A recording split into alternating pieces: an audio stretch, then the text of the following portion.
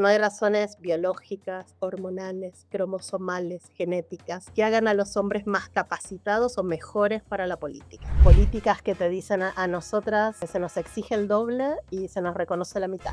Seguimos diciendo los hombres cazaban y las mujeres recolectaban y cuidaban, y la verdad es que hay evidencia en que las sociedades del Paleolítico eran mucho más igualitarias que las actuales. ¿Qué desigualdades están ustedes naturalizando? ¿Y qué podemos hacer en nuestra vida cotidiana para cambiar esto?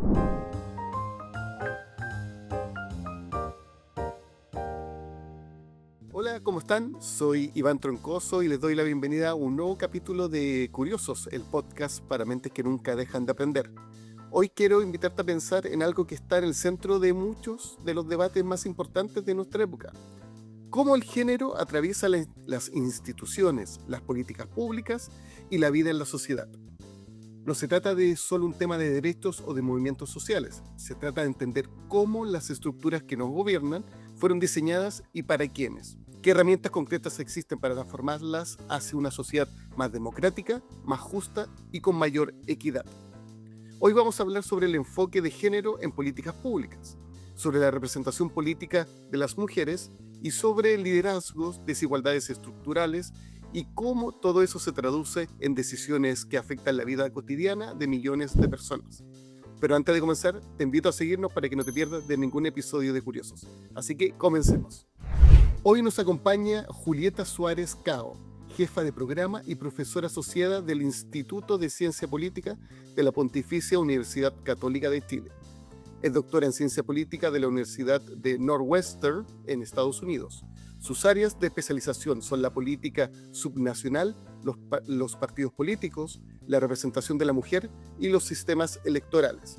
Es coordinadora de la red de politólogas No Sin Mujeres, una iniciativa que trabaja por visibilizar y potenciar la presencia de mujeres en la ciencia política. Además, diseñó la reforma del sistema electoral con paridad de género para las elecciones convencionales a la Asamblea Constituyente del 2021, un hito histórico en la política chilena. Su trabajo ha sido reconocido internacionalmente.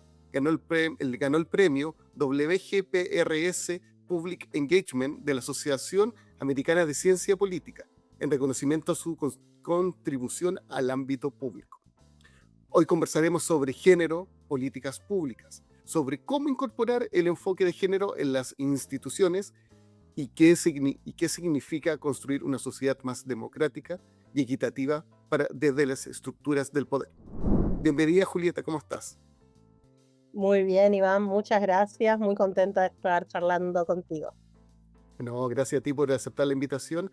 Y lo primero, lo esencial, ¿qué significa incorporar el enfoque de género en las políticas públicas y por qué eso importa para el conjunto de la sociedad? Quizás siempre nosotros tenemos que el enfoque de género siempre es como hombre-mujer o otros estilos, pero también incluye más cosas, si no me equivoco.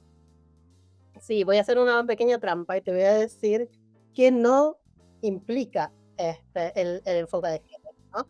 Y como bien decías recién, incorporar el enfoque de género en las políticas públicas no significa hacer políticas públicas para mujeres como si fuéramos un grupo separado de la sociedad, ¿no? Sino más bien implica reconocer que las personas no llegamos a las mismas condiciones en salud, educación, transporte, seguridad, la política, ¿no? Por eso una política pública para toda la sociedad tiene que poder incorporar precisamente a toda la sociedad. Y una política pública que a veces se presenta como neutral, ¿no? En realidad no reconoce que puede generar efectos diferenciados en las distintas personas de la sociedad. Y el enfoque de género lo que permite precisamente es mirar esas diferencias. Permite preguntarnos quién cuida, quién tiene tiempo, quién tiene ingresos propios, quién puede desplazarse con seguridad, quién participa en las tomas de decisiones, bajo qué condiciones. Y entonces esto importa para toda la sociedad, no solo para más de la mitad de la sociedad que somos las mujeres, sino para toda la sociedad, porque las desigualdades de género no solo afectan a las mujeres, ¿no? Afectan la calidad de la democracia, el desarrollo económico. Hace muy poco que empezamos a medir cuánto aporta el trabajo reproductivo y de cuidados a los productos brutos internos de los países, afecta la vida familiar definitivamente, la cohesión social, la legitimidad de las instituciones. Entonces el enfoque de género no es como un agregado Exacto. que pelea a las políticas públicas, ¿no? Sino que es una herramienta para tener mejores diagnósticos y eventualmente mejores políticas. Y claro, como tú estabas comentando, Julieta, este tema abarca muchas áreas de nuestra sociedad. Y ahí te pregunto, si las instituciones y las políticas públicas se pueden presentar como neutrales, tú lo mencionaste ya brevemente, pero claro, quizás eso es algo utópico y quizás qué consecuencias tiene esto de que si es efectivamente todo neutral, ¿cuáles son las consecuencias que ocurren? Qué buena pregunta y qué interesante que hayas elegido como el adjetivo de utópico, ¿no? Porque lo que yo diría es que tenemos que despegar el sentido de neutralidad del de imparcialidad, ¿no? Que una política sea neutral no significa que sea imparcial. En realidad lo que significa en la práctica es que estas políticas están tomando la experiencia particular de un grupo de la sociedad como universal. Ese grupo particular son los hombres, ¿no? Entonces, la idea de neutralidad es problemática porque en nuestras instituciones de donde salen las políticas públicas no sale de un huevo ni de un vacío, ¿no? Hay, hay una socióloga, Joan Acker, que a mí me gusta mucho, que tiene una frase que dice: la ley, la política, la religión, la academia, el Estado, la economía, son instituciones históricamente desarrolladas por hombres, actualmente dominadas por hombres y simbólicamente interpretadas desde el punto de vista de los hombres en posiciones de poder, tampoco de cualquier hombre, ¿no? Y entonces muchas de estas reglas que supuestamente son neutrales descansan en estos supuestos implícitos que están profundamente, como lo decimos, generizados en jerga, ¿no? Que en realidad tienen género y tienen un género específico en particular. Y esto no es nada nuevo. Si pensamos en la Revolución Francesa, Olympe de Gouges perdió la cabeza porque dijo que, ojo, los derechos del hombre y del ciudadano no implican a las mujeres y a las ciudadanas, ¿no? Entonces, en ese sentido, la neutralidad no es imparcialidad, es más bien parcialidad, y eso lo hace bastante complicado. Exacto. Y claro, justo te quería mencionar esto de la representación política, em, que históricamente la mujer siempre ha estado un poco atrás del hombre. Obviamente, sabes un poquito por qué, pero me gustaría que tú lo explicaras por qué, porque al final uno ve, dice, eh, ya, paridad de género en los ministerios, los gabinetes, de repente cuesta un poquito más, será porque no creo que haya aquí una falta de capacidad en la mujer, obviamente, pero si lo vemos históricamente, vemos que la mujer le costó entrar al tema de la votación, de sufragar, de que, por ejemplo, todavía es noticia la primera mujer presidenta en algún país, entonces ahí hay varios ejemplos, pero quiero que tú nos representes, que nos explique, perdón, que tú eres experta en este tema, de por qué ha ocurrido este retraso tanto del ingreso de la mujer. La verdad es que, como todas las explicaciones en ciencias sociales, es multicausal, es decir, hay muchas causas que nos pueden llevar a entender por qué culturalmente, históricamente, estructuralmente las mujeres han estado alejadas de los espacios de poder. Hay una idea que para mí es basal, que es básica en todo esto, que es fundacional, que tiene que ver con que las mujeres quedaron afuera de la construcción de los contratos sociales en las sociedades, ¿no?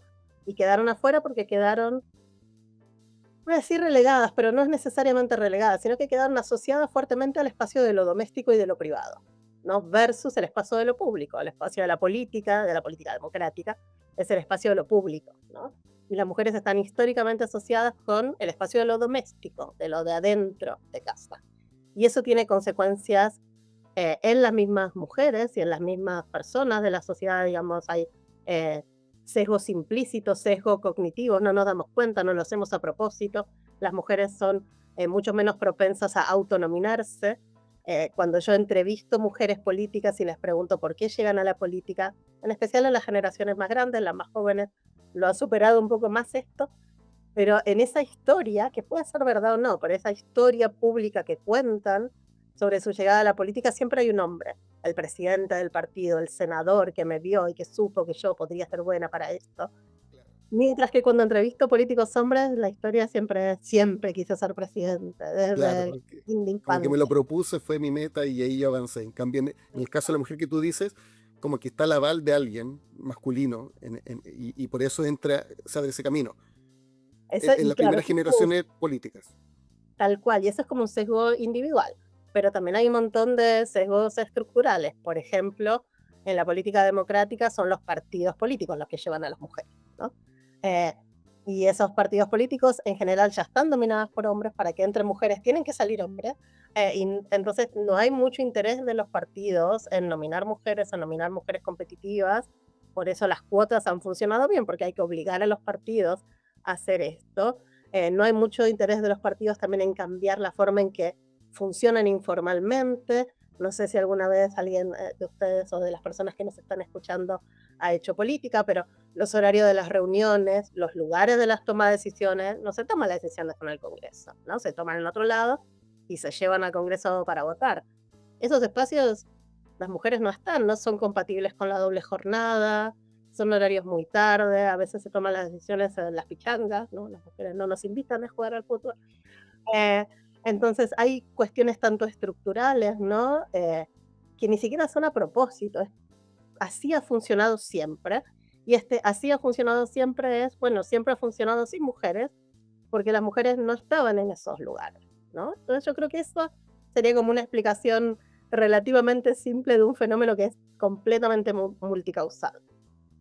Y Julieta, ¿tú crees que eso ha ido mutando ya? Como que tú ves que en la práctica, porque claro, el discurso es, no, hay que tener paridad en el tema de la política, pero ¿tú crees que en la práctica, más allá del discurso, eso ha ido cambiando, se ha ido mutando? Mira, súper interesante esto porque, bueno, yo he estado trabajando en estos temas y ahí diría que en la práctica separaría las élites de la ciudadanía común, ¿no? Cuando preguntamos a la ciudadanía común, les hace sentido que las mujeres también tienen que estar en la toma de decisiones. De hecho, hay muchos estudios científicos, en particular experimentales, que lo que muestran es que la ciudadanía tiende a percibir como más legítimas las decisiones emanadas de cuerpos diversos, pero también más legítimas los procedimientos de estos cuerpos, ¿sí? Es decir, no solo el resultado de una política que uno ideológicamente puede estar a favor o en contra, pero sino el procedimiento democrático por el cual se llega a ese resultado. Perfecto. Mientras que yo que en las élites es más difícil este tema, y por eso decía que en general termina funcionando mejor cuando hay que obligarlos. Por lo que Perfecto. para mí sostiene esta idea de la paridad es que no hay razones, y acá se me escapa un poco porque yo soy cientista social, ¿no? Pero no hay razones biológicas, hormonales, cromosomales, genéticas, que hagan a los hombres más capacitados o mejores para la política, ¿no? Entonces, si nosotros estamos eligiendo congresos con 80% de hombres, 70% de hombres, no estamos eligiendo a los mejores, estamos eligiendo de la mitad de la población, ¿no? Deberíamos poder elegir del total de la población. Y esto, en promedio, debería representar, bueno, una representación bastante paritaria, ¿no? Porque tantas mujeres como hombres capaces, ya que no hay condiciones biológicas, digamos, capaces para la política. Entonces nos estamos haciendo un disservice, diría en inglés, nos estamos haciendo trampa al solitario. Estamos eligiendo solo de la Ok. mitad de la población cuando deberíamos estar eligiendo de toda la sociedad. Julieta, y me gustaría que si nos puedes comentar un poquito de tu experiencia en la Convención Constitucional en la elección del sistema electoral con paridad de género. ¿Cómo fue ese proceso? ¿Qué aprendizaje dejó? Porque igual fue un proceso, una etapa importante en nuestra historia política y social de Chile. Totalmente. A ver, yo lo extendería un poco más. Pensá que todo el proceso constitucional tuvo paridad. Tanto la convención, ¿no? 2021-2022, como el Consejo Constitucional en 2023. Entonces, la primera lección para mí es que este tema es transversal. No es un tema de un sector ideológico en particular. Y lo que te demuestra además es que estos organismos con paridad de género llegaron a resultados casi opuestos, podríamos decir, en términos ideológicos, ¿no? Entonces, claramente, para mí es una evidencia muy fuerte que la paridad de género no implica, no determina un resultado social, ¿no? Entonces, eso por un lado. Y después, por otro lado, creo que, bueno, personalmente para mí fue muy enriquecedor porque pudimos, digamos, hacer el caso de que si realmente estábamos reescribiendo el pacto social, ¿no? de Chile en las dos oportunidades, que ninguna funcionó, de hecho, pero no por culpa de la paridad, las mujeres también teníamos que estar presentes, porque si bien no somos un grupo de interés, no somos un grupo minoritario que corre riesgo, digamos, de desaparecer. De hecho, las mujeres somos súper diversas, somos más de la mitad de la población, tenemos Exacto. diferentes ideologías, clases, religión, etnia, edades, ¿no? Entonces, no hay como intereses que son de mujeres, particularmente, pero lo que sí es cierto es que tenemos una experiencia bastante similar, compartida en el espacio público, en la vida, en la política. Esto que te hablaba de las mujeres políticas, entrevistas mujeres de izquierda y mujeres de derecha, y todas cuentan, digamos, bastante parecido, a pesar de las diferencias ideológicas. Y estas experiencias quedan fuera si no están en la toma de decisiones, ¿no? Y no solo que quedan fuera temas, sino que también quedan fuera otras formas de ver los mismos temas de siempre. Y me parece que eso pierde claramente la sociedad en su conjunto. Perfecto. Julieta, ¿y cuáles crees que siguen siendo las barreras que existen hoy en la participación política de las mujeres, incluso en las disidencias en Chile y especialmente en región? Porque una cosa es hablar de Santiago, que quizás el ingreso de géneros distintos al hombre puede ser complejo, pero imagínate en regiones de nuestro país. Yo a priori asumo que puede ser más complejo aún, pero ¿qué me puedes explicar tú? Mira, eso es interesante porque la primera hipótesis que nos surge con esto siempre es un problema de demanda, ¿no? La gente en regiones o en determinados lugares no vota mujeres. Y la verdad es que no es así. Cuando se presentan candidaturas competitivas que representan realmente eh, la identidad regional, se votan mujeres igual que hombres. La otra hipótesis contraria sería, bueno, es un tema de oferta. A las mujeres no les gusta la política, se sienten incómodas, la política es sin llorar, las mujeres lloran, no sé, esas cosas. eh, y la verdad que tampoco esa hipótesis no resiste la evidencia empírica, ¿no? Entonces, ¿cuáles son estas barreras que vos preguntás? Bueno, de vuelta, hay muchas. A mí se me ocurren particularmente tres. La primera tiene que ver con la doble jornada, con cuidados, con trabajo reproductivo, con trabajo de cuidados, ¿no? En general, eso cae predominantemente por sobre las mujeres y eso implica que vos en un congreso tenés sentado un diputado y una diputada y la diputada va a estar haciendo 500.000 cosas, va a estar haciendo la compra de la casa, va a estar viendo si está la cartulina para mañana, si la hija tiene fiebre, ¿no? Cosas que el diputado hombre no va a estar haciendo. Entonces, todo el tema de doble jornada y de trabajo predominante, de cuidados en la carga de las mujeres tiene un efecto. Otro efecto también creo yo que es importante, tiene que ver con la violencia política. Por suerte Chile está lejos de otros países en temas de violencia política en razón de género. Eh, Nuestros ejemplos siguen siendo más ataques en redes sociales, ataques personales, maltrato de la prensa, ¿sí? Pero si ves otros países, en particular países donde se ha avanzado más hacia la paridad, estoy pensando en México, en Bolivia, estamos hablando de femicidios, de amenazas, de violación, de asesinatos vicarios, de miembros de la familia. Entonces hay un tema ahí con la violencia política en razón de género que aumenta, nos muestra la evidencia, cuantos más mujeres participan en política, y eso obviamente hace que, aunque lleguen muchas mujeres, menos mujeres que hombres se mantienen, ¿no? Porque a veces el costo es demasiado alto. Y la última diría yo que tiene que ver con una frase que digo siempre de una ex senadora mexicana, pero que para mí es fantástica, y ella dice, cuando las mujeres llegamos a la política, al poder, perdón, el poder se fue a otro lado, ¿no? Y entonces es como cautelar que la presencia implica realmente ejercicio de poder, ¿no? Que las decisiones no se siguen tomando en las pichangas, ¿no? Que las mujeres realmente están incorporadas y no solo están sentadas o no están solo en una lista de candidaturas como galletas y tampoco no están solas sentadas en el Congreso sin poder tomar ninguna decisión. Yo creo que eso también tiene un impacto. Julieta, y cuando siempre hablamos de desigualdades de género, está el tema político, pero también están económicos, educativos, territoriales. ¿Cómo podemos conectar todas estas dimensiones cuando hablamos de políticas públicas? Perdón. Bueno, en políticas públicas eso lo llamamos interseccionalidad, ¿no? Y es esta idea de que las desigualdades de género o las desigualdades sociales en general son multidimensionales, ¿no? Una mujer no experimenta la desigualdad de género por ser solo como votante, solo como trabajadora, solo como madre, como estudiante, como vecina. Todas estas dimensiones se combinan. Entonces, como hablábamos antes, la participación en la política está conectada al acceso a cuidados, pero también la participación laboral formal, ¿no? De las mujeres en el espacio público formal. Estuvimos años discutiendo sala cuna, ¿no? El acceso a cuidados también depende del territorio, de la autonomía económica que puedan tener las mujeres, y eso también varía generalmente por clase social. La posibilidad de salir de situaciones de violencia. Hablamos recién de violencia política en razón de género, pero no hay que olvidar que la violencia más fuerte contra mujeres e infancias ocurre en el ámbito doméstico, ¿no? En las casas.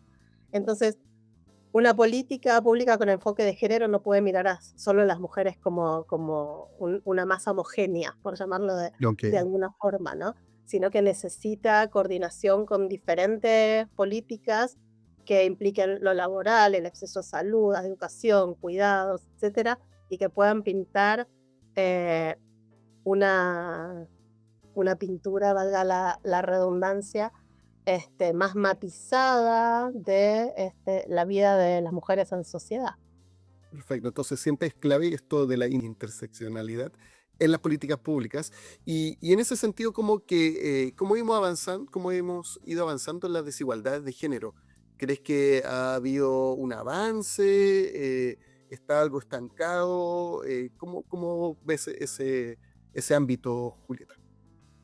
Bueno, yo a veces soy demasiado optimista quizás, ¿no? Pero sí, Mm. definitivamente ha habido un avance, creo que es innegable y probablemente el avance en los últimos años fue el avance más rápido de toda la historia de las sociedades humanas.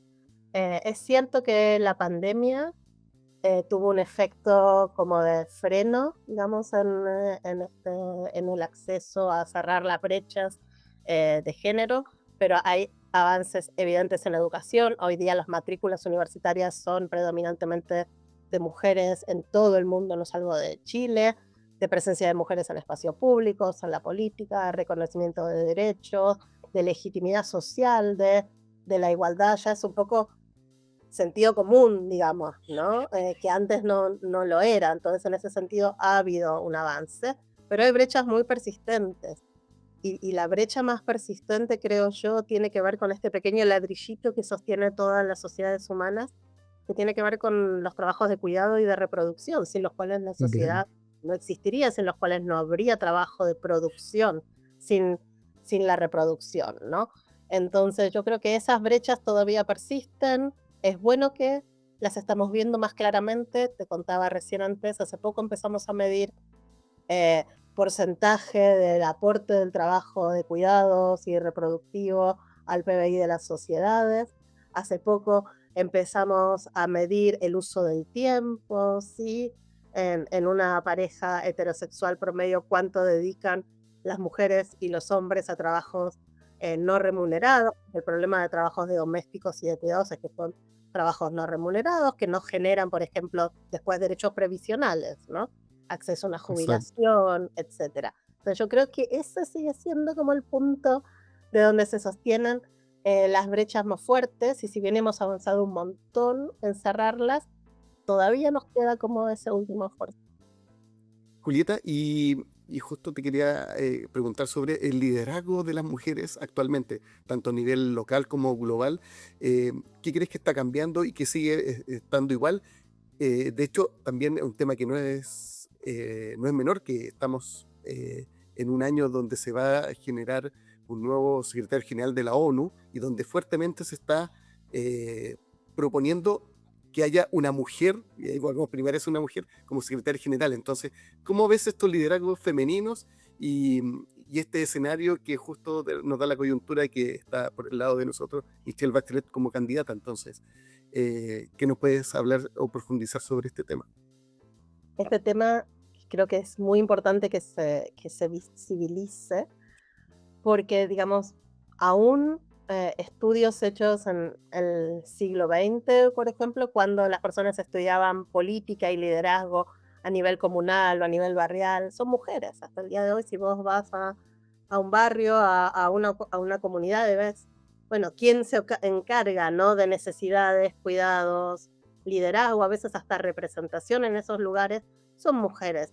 Pero esas mujeres quedaban ahí, no daban el salto ni siquiera a concejala, ¿no? En Chile tenemos las brechas más grandes de sobre representación de hombres, diría yo, en política, en el nivel local y en el nivel regional, donde no hay cuotas, ¿no? Entonces seguimos teniendo un montón de mujeres lideresas comunales, pero que no entran a la política, y ahí estamos perdiendo un montón de talento y que podría tener un impacto. Pero bueno, eh, en ese sentido, claramente el liderazgo de mujeres es cada vez más fuerte, tanto desde lo local como lo internacional, como vos decías, a diferentes escalas, digamos. Más bien yo creo que hasta se ha dado vuelta el sentido común, ¿no? Es como raro que no haya, ¿no? ¿Cómo puede ser que nunca en la ONU haya estado una mujer? ¿Cómo puede ser que Claro, Estados Unidos nunca haya tenido nunca he una ten- presidenta mujer?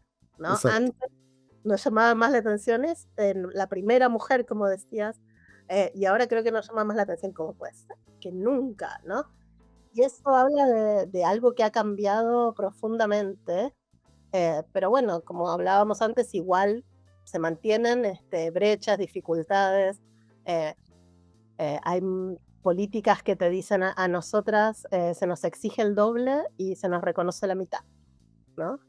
Hay imágenes como del techo de cristal que habrán escuchado, ¿no? Que tiene que ver con cuánto se le dificulta a las mujeres llegar a los niveles más altos, pero también hay otras imágenes como el precipicio de cristal, que es que muchas veces se nominan o se eligen mujeres en situaciones ya muy complicadas, ¿no? Entonces casi que las estás exponiendo al fracaso.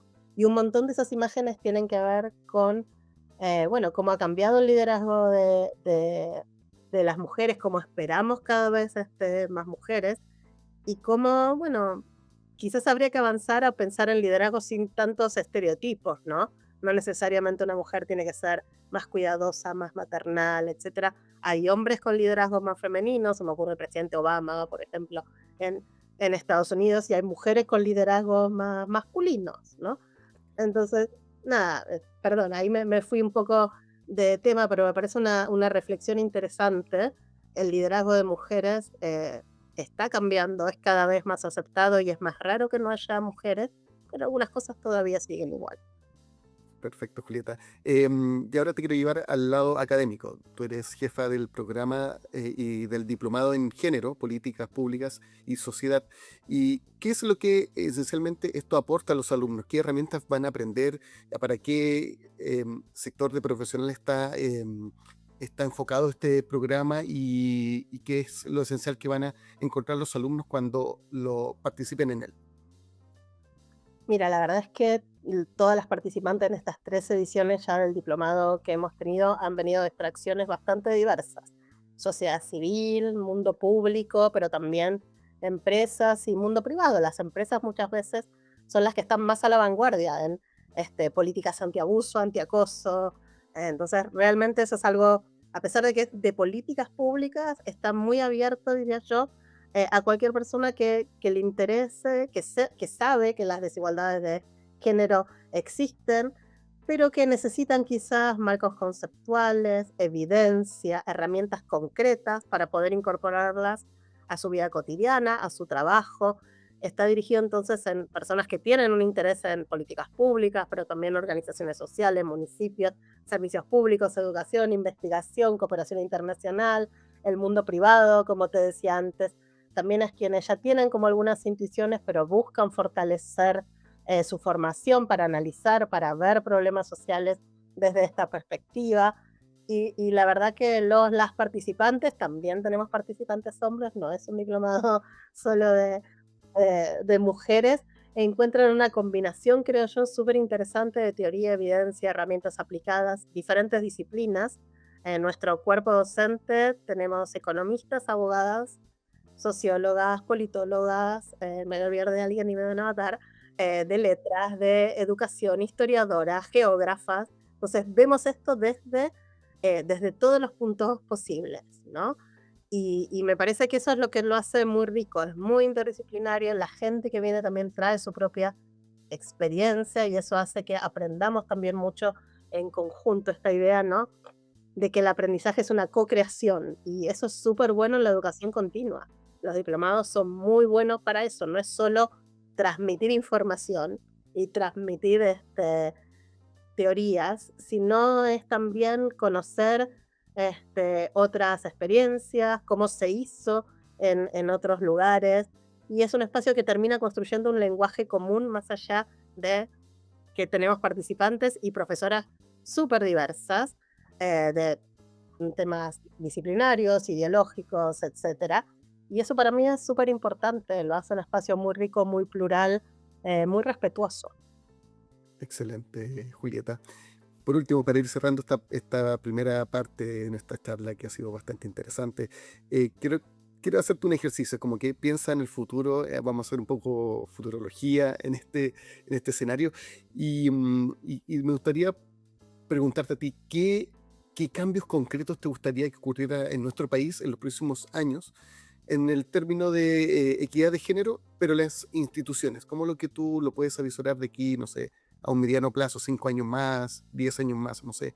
¿Qué es lo que tú esperas que ocurra en estas instituciones con la equidad de género?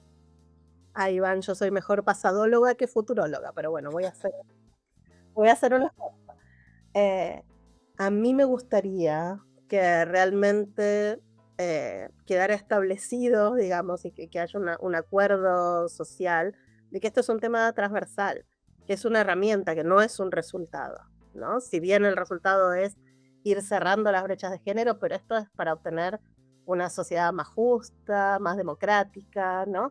Pero esta herramienta por sí sola no genera un resultado, y entonces para mí sería muy importante que todas las instituciones del Estado particularmente incorporen la perspectiva de género como un criterio permanente, así como el criterio económico, ¿no? Como un criterio de eficiencia, un criterio también de equidad de género en el diseño, en la implementación, en la evaluación de las políticas públicas, que es la forma en que el Estado trabaja para la sociedad. Y la sociedad somos todos y todas. Entonces, para mí, digamos, si pudiera pedir un deseo del futuro, tendría que ver con esta darse cuenta, digamos, de que las herramientas de enfoque de género lo que hacen es simplemente sociedades más justas, sociedades más humanas. Excelente, así que gracias, Julieta, por esta interesante conversación. Y ahora te quiero invitar a dos secciones que tenemos. La primera se llama Toma Nota. Y esta sección lo que busca es que nuestros invitados puedan dar algunas recomendaciones, algunos recursos sobre lo que hemos estado conversando. Entonces, en este caso, que hemos hablado sobre género, políticas públicas y sociedad, ¿qué recursos nos podría recomendar a todos los que estamos participando de este podcast y lo escuchamos y lo vemos también sobre este punto? Puede ser algún libro, puede ser alguna página web, artículo, incluso una experiencia práctica. Voy a hacer otra trampa, Iván, y mi primera recomendación va a ser que se matriculen al diplomado de Perfecto. género, política y sociedad, porque realmente, digamos, es un espacio para aprender y para hablar sobre estos temas. Después hay un libro de divulgación, ese que es muy fácil de leer, que a mí me gusta mucho, que se llama La Mujer Invisible, es de 2019, de Caroline Criado Pérez. Está en castellano, está en inglés, supongo que habrá sido ya traducido a todos los idiomas, y para mí es excelente porque brinda ejemplos concretos de políticas públicas, de sesgos implícitos, los sesgos que hablábamos antes, estos sesgos cognitivos, de productos culturales, de cómo los productos culturales que consumen nuestros hijos, nuestros adolescentes, tienen sesgo de género. Hay muchos datos, hay factos, como dicen las niñas y los Los adolescentes. jóvenes ahora.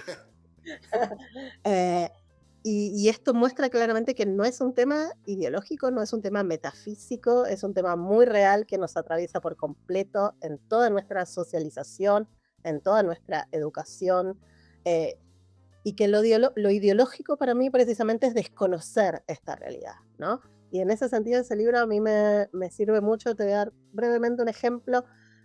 Hay un famoso esqueleto de un guerrero vikingo que la antropología viene estudiando desde hace más de un siglo, y siempre se asumió que era hombre, porque estaba enterrado con escudos, con espadas, cosas de guerra. Y cuando se empezó a más avances de la ciencia que permitieron a partir de los restos ver este, cuál había sido, ahí se me escapa un poco, pero bueno, los cromosomas del esqueleto, eso claramente era una mujer. El tamaño de la pelvis, esas diferencias eran de una mujer. Y, y lo que hizo la antropología en ese momento más mainstream fue decir, bueno, probablemente está mal el estudio. Wow.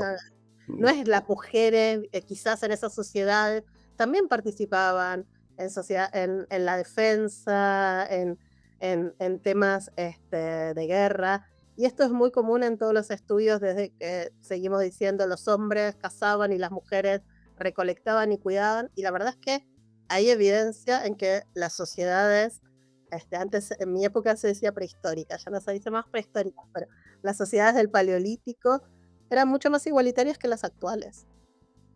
Y bueno, y eso de cómo los hechos, ¿no?, nos permiten ver cómo nuestra socialización está cruzada por sesgos, a mí ese libro me parece fascinante.